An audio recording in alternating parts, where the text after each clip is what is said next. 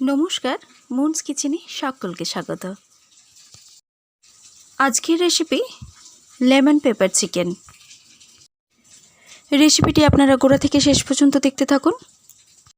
যদি ভালো লাগে তাহলে প্লিজ একটা লাইক করবেন, শেয়ার করবেন আর একটু পে করবেন, যাতে আমি এগিয়ে যেতে পারি, আরও কিছু ভালো ভালো রেসিপি নিয়ে আপনাদের সামনে উপস্থিত হতে পারি।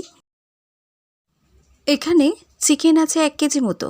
সেটাকে প্রথমে ধুয়ে নিয়েছি, নিয়ে জলটাকে ভালো করে ঝরিয়ে এই বোলের মধ্যে ট্রান্সফার করে নিয়েছি। এখানে ফ্যাটানো টক দই নিয়েছি আমি 100 গ্রাম মতো। সেটাকে আমি এই চিকেনের মধ্যে দিয়ে দিচ্ছি। সঙ্গে দিয়ে নিচ্ছি 1 টেবিল স্পুন মতো গোলমরিচের গুঁড়ো। এটা সবটাই পরে আমি দিয়ে নেব।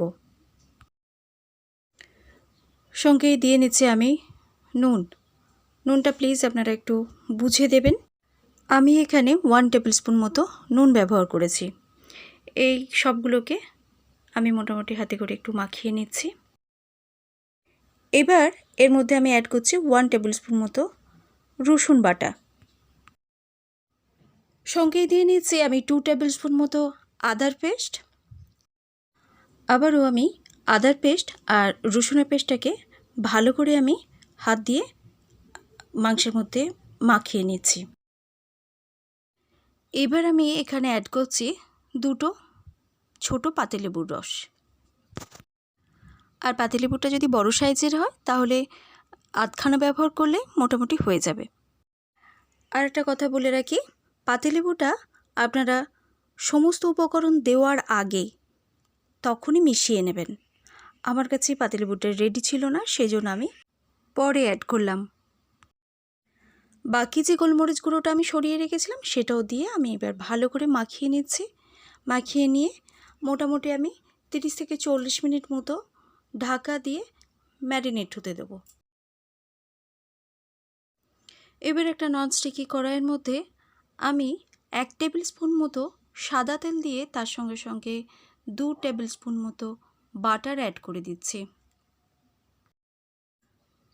এবার বাটারটা একটু মেল্ট হয়ে গেলেই আমি তার মধ্যে অ্যাড করে দিচ্ছি 2টো তেজপাতা আর তার সঙ্গেই দিয়ে নিচ্ছি কিছু দারচিনির টুকরো। এগুলো বেশ একটু ভালো মতো গরম হয়ে গেলে এর মধ্যে অ্যাড করে দিচ্ছি থেতো করা গোলমরিচ। এখানে 1 টিস্পুন মতো থেতো করা গোলমরিচ আছে।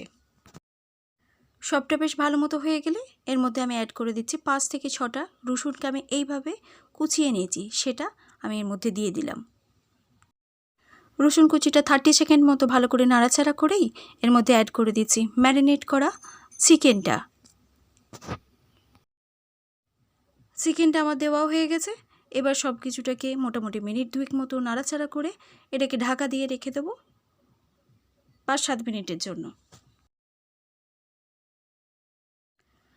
4 মিনিট পরে আমি এই ঢাকাটা খুলে আর একবার ভালো করে নাড়াচাড়া করে দিয়ে আবারও ঢাকা দিয়ে চিকেনটাকে ভালো করে হতে দেব।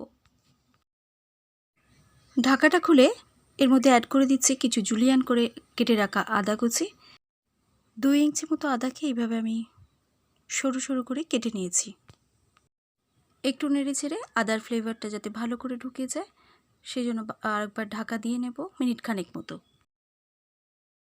ঢাকাটা খুলে এবার এর মধ্যে অ্যাড করে দিচ্ছি 5-6টা চিড়ে রাখা কাঁচা লঙ্কা। এই কাঁচা লঙ্কাগুলোকে এর মধ্যে দিয়ে ভালো করে একটু নাড়াচাড়া করে আবারও আমি একটু ঢাকা হতে দেব, এই কাঁচা লঙ্কার ফ্লেভারটা যাতে এর মধ্যে ঢোকে। দেখুন চিকেনের জলটা সম্পূর্ণ একেবারেই শুকিয়ে গেছে। এই সময় আমি অ্যাড করে দিচ্ছি আবারও 1 টিস্পুন মতো গোলমরিচের গুঁড়ো। গোলমরিচের গুঁড়োটা দেওয়ার পর এটাকে ভালো করে মিশিয়ে নিয়ে আবারও আমি এটাকে ঢাকা দিয়ে দেব এবং ফুয়েলটা থাকবে মিডিয়ামে একেবারে। 30 সেকেন্ড পর ঢাকাটা খুলে এর মধ্যে অ্যাড করে দিচ্ছি 2 টেবিল স্পুন মতো কর্নফ্লাওয়ার আমি ঠান্ডা জলের মধ্যে গুলে নিয়েছি, সেটা এর মধ্যে অ্যাড করে দিলাম। ফুয়েলটাকে একটু বাড়িয়ে দিচ্ছি আর একটু আমি জল অ্যাড করে দেব। এই সময়েতেই আপনারা যতটা গ্রেভি রাখতে চান ততটা জল অ্যাড করে নিতে পারেন।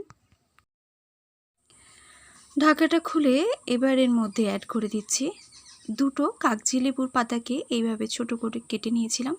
কিছুটা এই সময় দিয়ে নিচ্ছি আমি, আর বাকিটা গার্নিশিংয়ের জন্য রেখে দিয়েছি।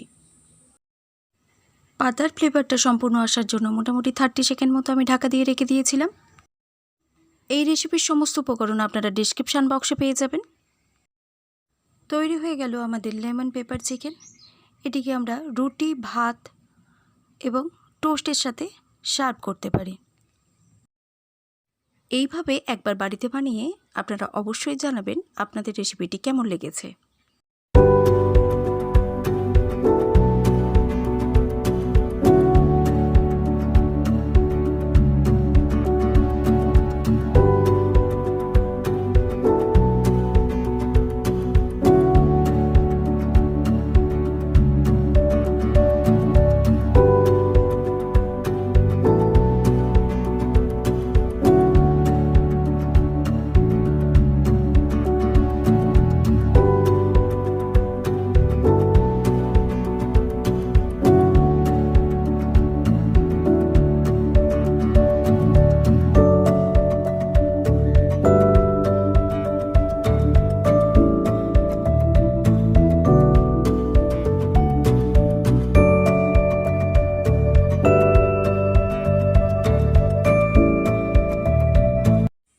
এবার ওপর থেকে কিছু কাগজি লেবুর পাতা ছড়িয়ে আর একটা চেরা কাঁচা লঙ্কা দিয়ে পরিবেশন করে দিলাম।